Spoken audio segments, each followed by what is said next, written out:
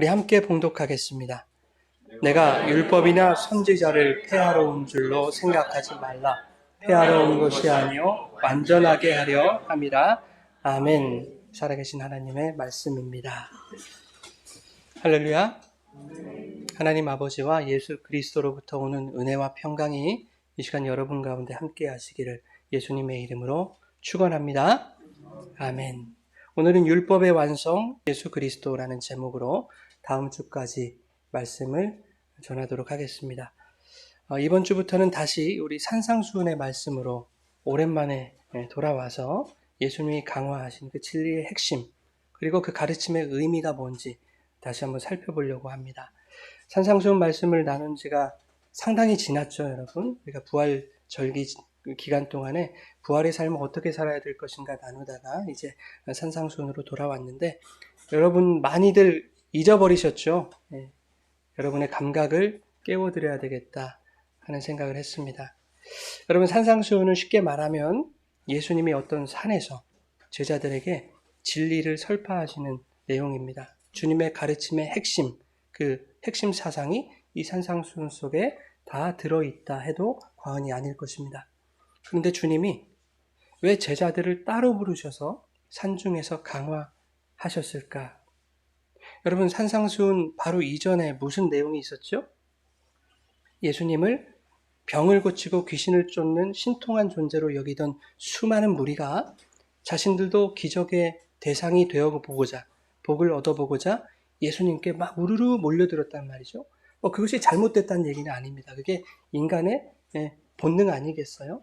병 낫고 싶고 기적을 좀 얻고 싶고 하는 거 인간의 기본적인 어떤 생내이죠.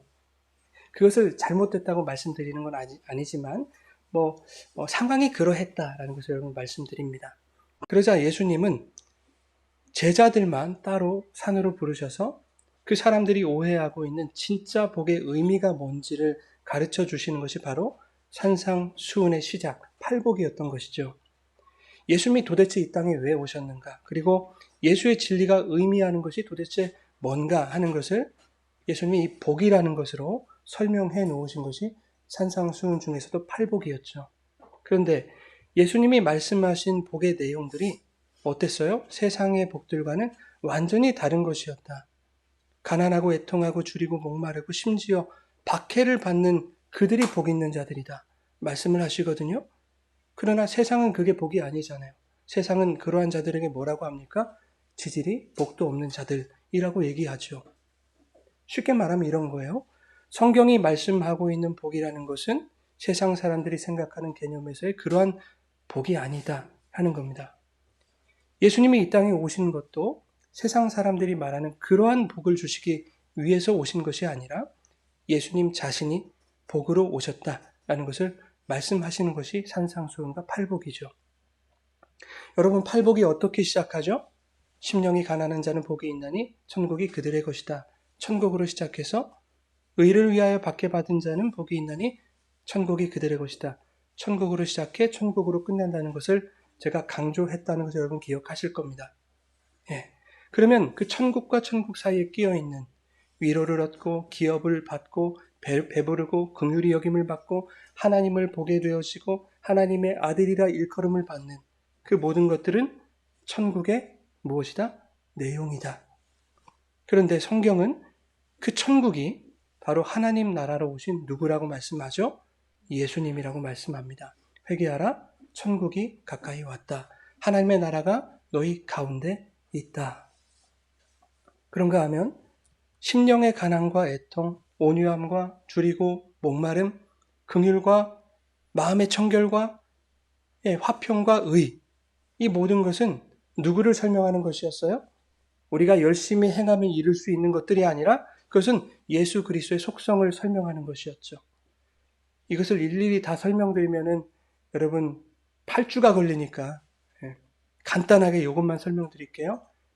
예수님은 부유한 분이시잖아요. 왜냐하면 그분이 천국이시기 때문에 하늘 보좌가 예수님의 것이거든요. 그런데 애통하셨어요. 왜요? 우리 죄인들 때문에. 저들을 어떻게 할고 그 애통한 마음을 가지시고 하늘 보좌를 버리시는 가난을 택하신 분이에요. 그렇죠? 그럼 예수님의 온유함은 뭐예요? 이웃들에게 친절하게 대해주고 상냥하게 대해주는 그런 온유함이 아니라고 했죠. 심령의 가난과 고통과 아픔을 겪는, 애통함을 겪는, 그리고 핍박을 당하고 손가락질을 당하고 모멸감을 당하는 그 모든 것이 함축된 단어가 이 온유함이었다. 예. 그래서 이 모든 것들은 예수님을 설명하는 거예요. 즉 진짜 복은 뭔가? 바로 예수 그리스도를 얻는 것이다. 그분을 얻는 것이 천국임을 말씀하는 것이 팔복이었습니다. 신앙생활에 열정과 열심으로 봉사하고 헌신했더니 막 사업이 잘 되고 성적이 막 오르고 어려운 문제들이 척척 해결이 되고 하는 이러한 내 소원이 이루어지는 것을 성경은 그것을 복이라고 하지 않습니다. 그런데 여러분, 그러한 것들을 분명 하나님이 은혜로 허락하시기도 하잖아요. 그렇죠? 부정할 수 없죠? 뭐 잘 되는 거, 하나님이 잘 되는 거를 바라지 않으시는 분은 아니잖아요. 우리에게 잘 되는 거 허락해 주십니다. 단 하나님이 판단하시고 하나님이 결정하셔서 각 사람에게 합당한 대로 하나님이 주체적으로 주시는 것이지요. 하나님이 신앙의 노력과 애씀, 어떤 봉사와 헌신의 정도를 보시고 야 많이 행했으니까 너 많이 주고 적게 행했으니까 야, 너는 조금만 가져가라. 안 되겠다. 너한테는 못 주겠다. 이런 게 아니란 말입니다. 여러분. 만일 우리의 신앙의 행함에 따라 주시는 것이라면 그것을 은혜라고 말할 수 있겠어요? 은혜가 아니죠. 내 신앙생활에 대한 보상이나 대가로 주어지는 거예요. 그래서 내가 열심히 하는 대로 하나님 주실 것이다 라고 생각하는 사람들은 뭐가 주어졌을 때 하나님의 은혜입니다 라고 이빠른 소리를 하면 안 되는 것이죠. 은혜가 아니라니까요. 그거는 내가 열심히 해서 정당하게 얻은 것에 불과하죠. 하나님과 딜한 거죠. 거래한 거죠. 이만큼 해드릴 테니까 당신도 이만큼 나에게 주세요. 여러분 잘 들으십시오. 세상의 것들은 하나님도 주실 수 있어요. 그러나 사탄도 줄 수 있습니다. 오히려 사탄이 더 후하게 줍니다. 사탄의 전략이 뭔지 아십니까? 교회 다니지 못하게 하는 것? 틀렸습니다. 예수 그리스도를 부인하도록 만들려는 것? 아닙니다. 여러분 베드로 예수님 부인하고도 용서받았습니다. 예수님 부인하고도 후에 어떻게 됩니까? 복음 전했습니다. 성령 받고 3,000명이나 회개시키는 그 놀라운 역사를 일으켰죠. 여러분 사탄은 더 열심히 교회 다니게 만들고 더 열심히 신앙생활을 하도록 만들어요. 어떻게? 세상의 것들을 우리에게 하나, 둘 던져주는 거예요. 그래서 내가 진짜로 예수 잘 믿고 있었구나 이렇게 착각하게 만듭니다. 우리의 믿음을 왜곡시키고 변질된 다른 복음을 심어주는 것이죠. 그렇게 열심히 교회를 다니고 열심히 주님을 믿는다고 말하면서 세상의 가치, 사탄의 법을 따르게 만듭니다. 이 교회 안에서. 내가 이렇게 봉사하고 헌신했더니, 내가 이렇게 헌금도 많이 냈더니, 이렇게 열심을 냈더니 하나님이 내게 복을 주셨다 라고 생각하게 만들죠. 이 복의 자리에 예수님을 대신할 것으로 채워넣는 거예요. 열정적인 신앙의 행위로 얻어지는 세상의 좋은 것들을 이 복의 자리에다 올려놓고 그렇게 예수님의 이름을 불러가면서 더욱 세상의 것들을 얻는 것에 열중하게 만듭니다. 사탄은. 여러분 애통하는 심령이 되어보려고 우리가 애쓰고 열심히 불쌍한 사람들 긍휼한 마음으로 그렇게 여겨가며 이웃에게 친절을 베풀고 온유함으로 다가가고 정직하게 깨끗한 양심과 청결한 마음으로 살면서 내가 있는 자리에서 화평케 하는 자, 피스메이커가 되어서 그렇게 살아가면 하나님이 내가 원하는 어떤 그런 복들을 허락해 주시겠지. 성도들이 그런 신앙관으로 살아간다면 여러분 도대체 이 개신교와 타 종교의 차이가 뭐냔 말이에요. 타 종교 사람들도 세상의 복을 받기 위해서 열심히 공들이고 치성을 드립니다. 우리보다 더 양심적으로 더 선행을 베풀면서 그렇게 살아간다고요. 복 받으려고. 여러분이 다 아시는 유명한 목사라고 하는 분이 계신데 제 아는 분이 제발 실명을 거론하지 말라고 하더라고요. 나중에 고소당한다고. 그래서 제가 그랬죠. 아이고 나는 그분을 알아도 그분은 나를 알 일이 절대 없으니까 걱정하지 말라. 그래도 실명을 안 거론하려고요. 말씀 안 드리려고. 그분이 이렇게 말해요. 타종교와 교회가 뭐가 다르냐면, 잘 들으세요, 여러분. 개신교는 구원의 영생을 받는 것 플러스 세상의 복도 받는다 라는 거예요. 여러분 동의하세요? 정말 감사해요. 여기서 아멘 소리가 안 나온 게 저는 얼마나 감사한지 모르겠어요. 그 얘기를 듣는데 거기에 수천 명이 아멘 하더라고요. 적어도 목사 입에서 나와야 되는 말은 아니지 않습니까, 여러분? 예수님이 요한복음 16장 33절에 제자들에게 이렇게 말씀하셨어요. 이것을 너희에게 이르는 것은 너희로 내 안에서 무엇을? 평안을 누리게 하려 함이니라. 예, 예수님 안에서 누리는 평안함 얼마나 좋습니까? 그런데 그 다음이 문제예요. 우리 눈으로 한번 보세요. 말씀. 그 다음이 뭐라고 합니까? 세상에서는 너희가 환난을 당한다. 그러나 담대해라. 내가 세상을 이겼거든. 성도는 세상에서 그런 세상적 가치의 복을 누리는 것이 아니라 환난을 당한다고 예수님이 말씀하셨다고요. 팔복에서도 뭐라고 합니까? 의를 위하여 박해 받은 자는 복이 있나니. 성도는 박해를 받는 자들이요. 그들이 복 있는 자들이라고 말씀하십니다. 그러나 주님은 이렇게 얘기하시죠. 담대하라. 그러나 담대하라. 왜? 주님이 내가 세상을 이겼기 때문에 그 세상 속에서 성도가 환난을 당하고 박해를 당해도 예수 안에서 사는 것이 진정한 평안이라는 거예요. 너에게 세상의 가치들이 주어지지 않는다고 할지라도 예수 안에서 사는 것이 평안이고 복이다 라고 말씀해 주셨습니다. 그래서 사도 바울은 빌립보서 1장에 이렇게 말씀하죠. 이는 내게 사는 것이 그리스도니 내 죽음도 유익하다 말해요. 그렇죠?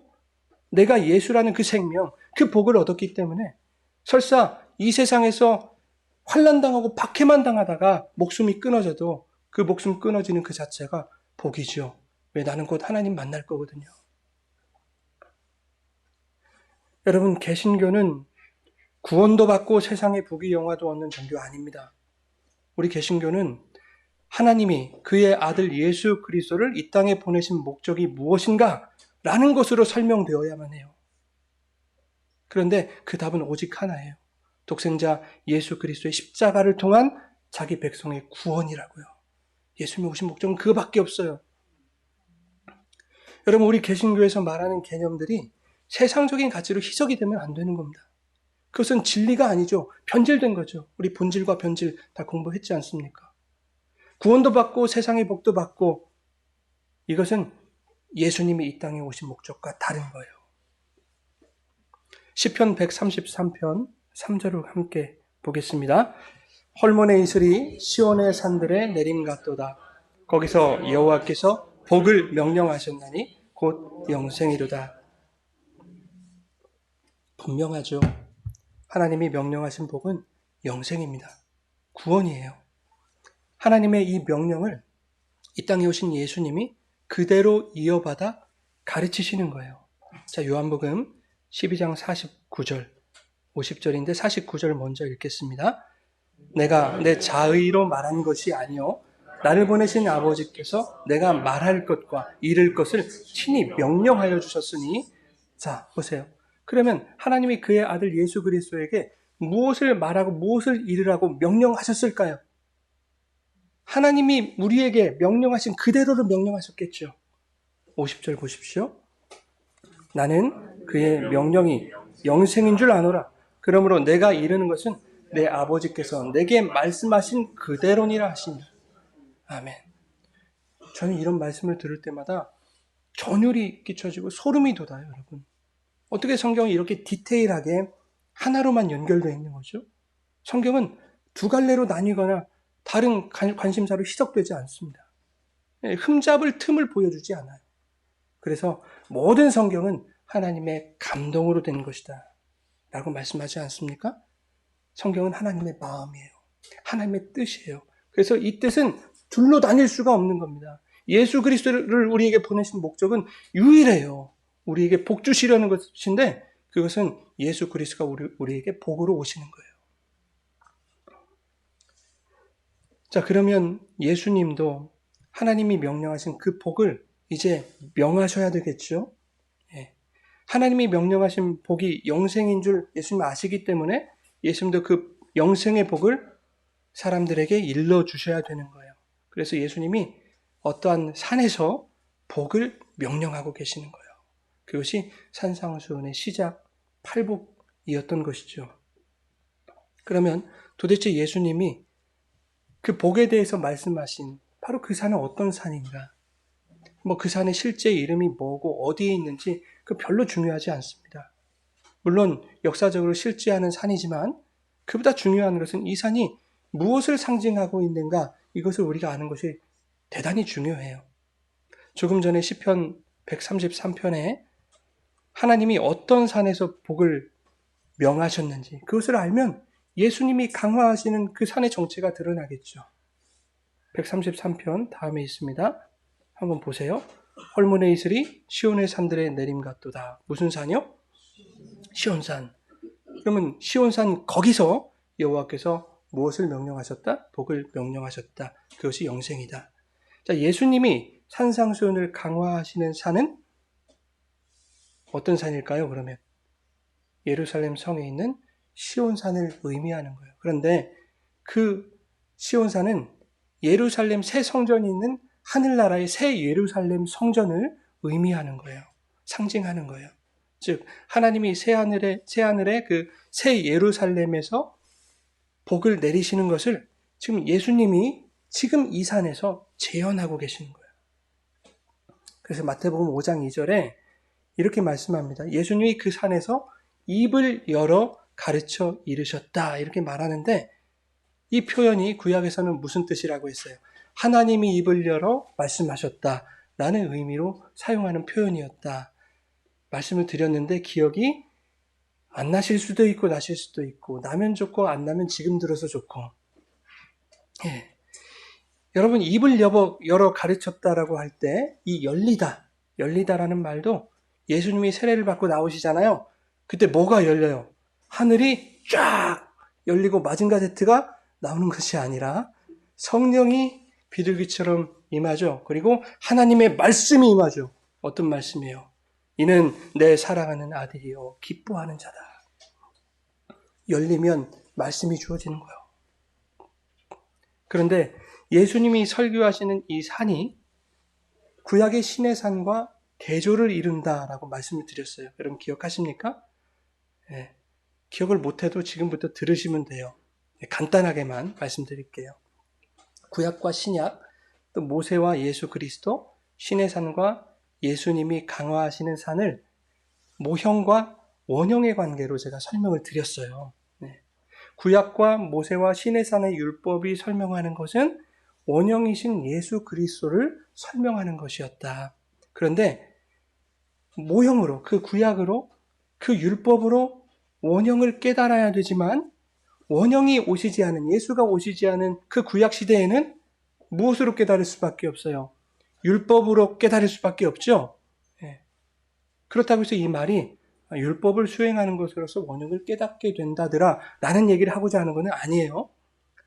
모세가 시내산에서 받은 그 하나님의 말씀을 시내산에서 내려와서 이스라엘 백성에게 전하죠. 출애굽기 19장에 그러자 백성이 뭐라고 대답합니까? 백성이 일제히 대답합니다. 우리가 여호와께서 명령하신 대로 다 행하겠나이다. 여호와께서 명령하신 대로 다 행하겠나이다. 그리고 그들은 얼마 지나지 않아서 금송아지를 떡하니 만들어버리죠. 여러분 여호와께서 하늘의 시온산에서 명령하신 것이 뭐예요? 영생이잖아요.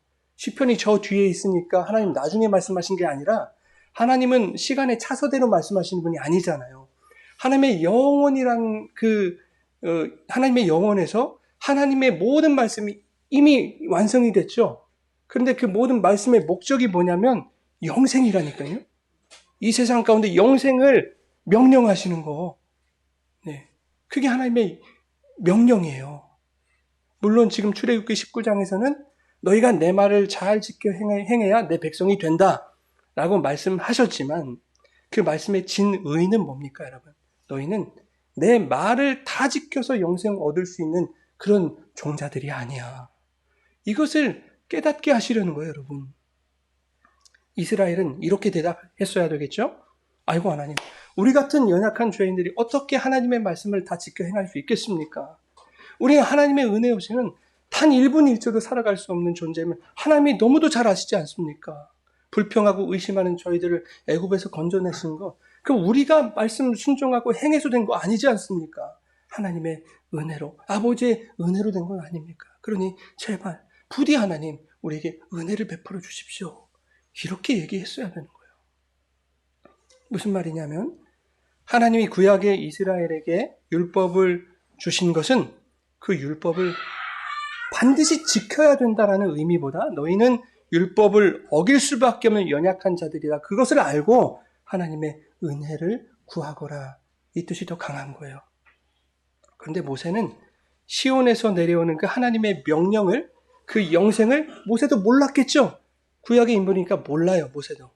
그 시온에서 내려오는 하나님의 영생의 명령을 시내산의 율법으로 받아서 율법으로 백성에게 전한 거예요.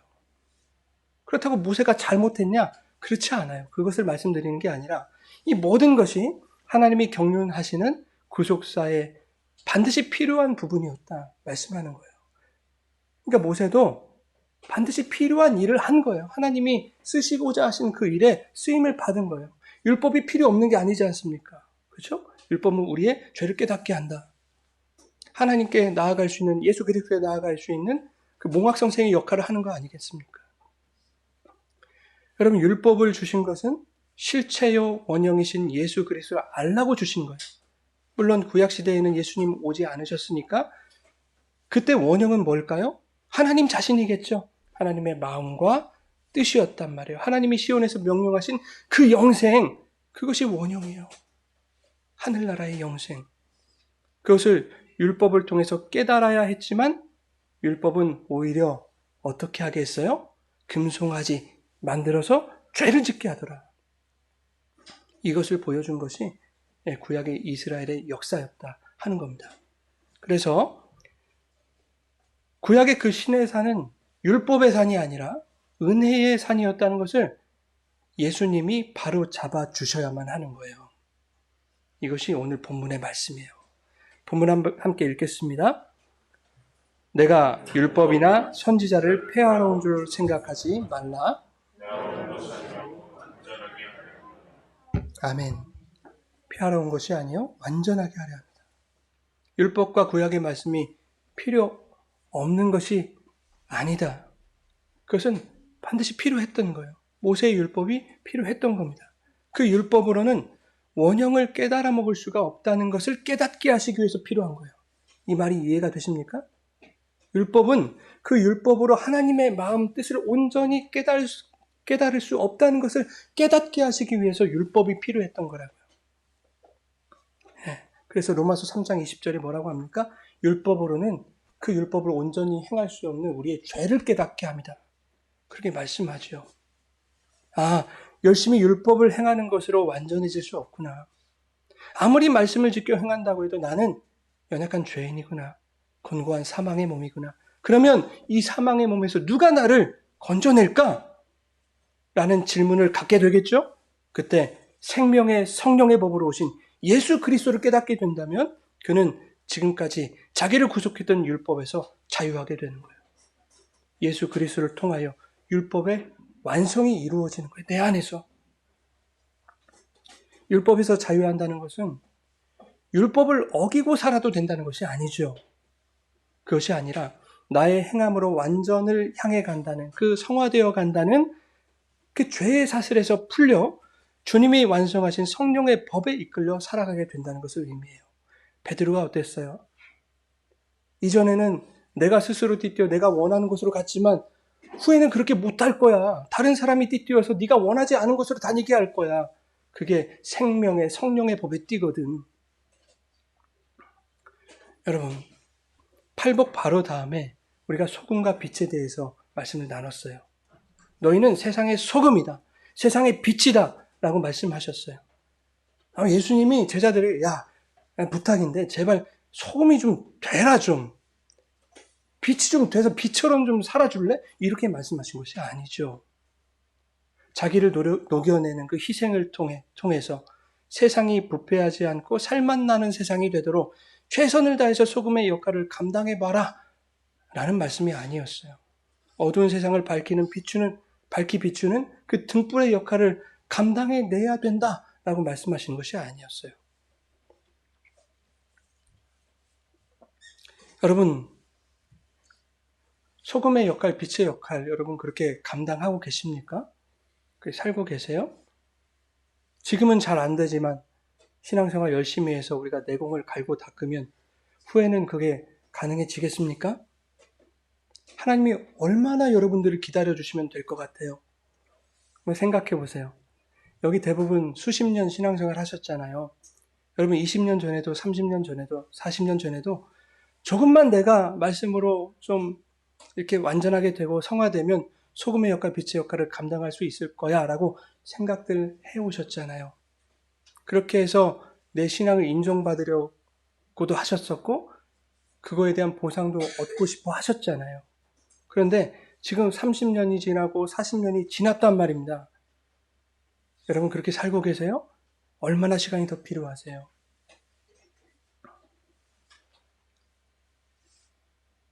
저는 포기했어요. 두 손 들었어요. 하나님 저는 불가능합니다. 물구나무 서고 싶을 심정이에요. 두 발도 들고 싶다고. 우리가 할 수 있는 게 아무것도 없어요. 손이 없으면 발로 하면 되지? 아니요. 물구나무 서세요, 여러분. 발도 안 돼요. 예수님이 우리에게 오셨고 우리에게 성경이라는 경전도 주셨어요. 그런데 우리는 아직도 그 산상수훈의 그 말씀을 보면서 시온산의 그 은혜를 깨닫지 못하고 시내산의 율법을 추억하고 있는 거예요. 내가 조금만 더 열심을 내고 열정을 부려서 그렇게 노력하면 될 거야. 그러면 인정도 받고 내가 원하던 그것도 이루어 주시고 나의 문제도 해결해 주실 거야. 그것이 신앙생활이지. 그것이 주님을 섬기는 것이지. 그렇게 열심히 행하다 보면 하나님이 내가 원하는 것들 하나 둘 허락해 주시겠지. 여러분 그것이 뭐와 같냐면 이스라엘이 금송아지 만든 것과 방불한 죄라는 겁니다. 여러분. 겉으로는 하나님을 위하는 것처럼 하나님을 의지하는 것처럼 포장하지만 인간의 가능성과 나의 행함을 의지하는 우상 숭배인 거예요. 여러분 주님은 우리의 행함이나 성숙의 정도에 관계없이 우리를 뭐로 부르셨다고요? 너희가 세상의 소금이야. 너희가 빛이야. 이 존재로 부르셨다고요. 여러분 이 존재의 부르심이야말로 불완전한 행함과 율법의 속박에서 해방시키는 그런 여러분 자유한 부르심 아닙니까? 나의 행함으로 소금이 될 수 없고 빛이 될 수 없는 그 우리의 연약함과 무능함에도 불구하고 주님이 그들을 소금으로 또 빛으로 부르신 것은 우리 안에 있는 불완전한 율법을 완전하게 하시는 하나님의 은혜인 거죠. 그 은혜가 저와 여러분에게 여러분 충만하게 풍성히 부어졌어요. 본문에 말씀하시죠. 완전하게 하려 합니다. 이 완전하게 하셨다는 말은 충만한 체험을 말하는 거예요. 이보다 충만한 게 없는 거예요. 우리의 연약함과 우리의 부족함을 채우는 충만. 이것에 대해서 이제 다음 주에 좀 자세히 나누려고 합니다. 여러분 신앙이라는 것은 어떤 종교라 하더라도 공허와 결핍을 채우려는 거예요. 어떤 종교라 하더라도 그 신앙으로 우리 안에 있는 결핍, 공허 이것을 채우기 원하는 거예요. 여러분의 마음속에도 결핍이 있습니다. 공허가 있어요.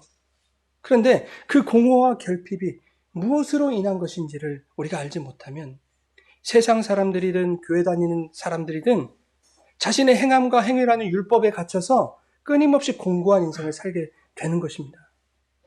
아무리 우리가 열심히 행해서 또 결과를 내고 원하는 것을 얻고 아무리 성과를 이루어내도 여러분 인간은 만족해요? 만족 못해요? 만족 못해요. 또 다른 결핍이 우리 안에 생기거든요. 모든 인간의 공허와 결핍의 자리에는 누가 들어오셔야 돼요? 여기에는 예수님이 들어오셔야 돼요. 예수님이 들어오셔야 할 자리입니다. 우리의 공허의 자리는, 우리의 결핍의 자리는 하나님의 생명이 들어오셔야 돼요. 예수님이 그 공허한 자리에 들어오셔야 비로소 온전히 채워지는 거예요. 예수님이 들어오셔야 행위로 안 되고 율법으로 안 되는 죄된 존재가 비로소 완전하게 되는 거예요. 여러분, 나에게 문제가 있고 아픔이 있고 일이 잘 안 풀리고 관계가 어렵고 이러한 것들을 나의 신앙생활의 행위의 탓으로 돌리지 마세요. 여러분의 행위에 달려있지 않아요. 그냥 우리는 연약한 채로 있는 모습 그대로 주님 앞에 나와서 주님의 은혜를 구하면 되는 것입니다. 우리는 흔들리고 넘어지는 인생이에요. 주님이 그것을 너무 잘 아십니다. 주님은 우리가 흔들리고 넘어지게 하는 그 세상을 이기신 분이라니까요. 이기신 분이 우리에게 이길 힘을 주실 것이고 화평으로 오신 분이 우리에게 온전한 평안을 허락해 주실 거예요. 사랑하는 여러분, 여러분의 상황과 형편이 어떠하든지 세상을 이기신 그 주님이 주시는 담대함으로 이 세상을 당당하게 살아가세요. 나는 연약하고 부족하지만 나를 완전케 하실 그 주님 안에서 여러분 기쁘게 살아가십시오. 그 주님으로 채워지는 위로와 평안과 만족과 회복과 기쁨과 충만함, 그 완전한 체험을 경험할 수 있는 복된 삶이 되시기를 예수님의 이름으로 축원합니다. 아멘.